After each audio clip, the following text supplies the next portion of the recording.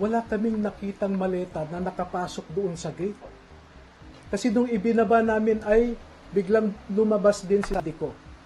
So sabi ko, sigurado kayo? Yes. Gumawa kayo ng statement na ganyan, no?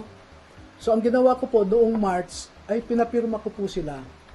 At dahil hindi ko naman kilala o wala naman akong access kay Senator Loren, pinakiusapan ko si Mike Defensor, no? Sec Mike, ako, may access ka ba kay Senator Loren? Bakit? Sabi niya, ganito yung sinasabi ng dalawang sundalo. Ibinigay ko po sa kanya yung sinabi ng dalawang sundalo. Sabi ko, inaamin nila pagkakamali nila. Kung gusto ni Senator Loren na kasuhan yung dalawa, ibinibigay ko ang ebidensya. Pwede niyang kasuhan ng perjury yung dalawa kung gusto niya. Pero as I said, we are man enough to admit a mistake and brave enough to rectify it. Okay? I mean, surely the retraction did not have anything to do with Legarda flipping and valiantly fighting for Cayetano's side. Yes. I am not AI. I'm alive. And I'm present. Opo, ina-acknowledge ko po na hindi kayo AI dahil Oo. kilalang kilala. Umari ko po kayo, kaya alam ko Opo. po, kilala ko po kayo. Ako po'y nando bilang Senate President pro tempore at membro ng 24 men and women na Senado.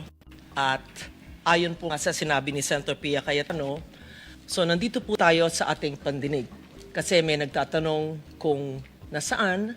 So hindi AI, buhay na buhay, sa awa po ng Diyos, at hindi nag-resign. At simple lang po, kung merong 13 na boto na kakapagbigay at iba po ang iboboto, I would be more than willing to yield my position. Been there, done that. Pero bakit ganun? Si Mark Villar nadawit rin, pero hindi tinanggal ang pangalan sa napadalhan ng malita.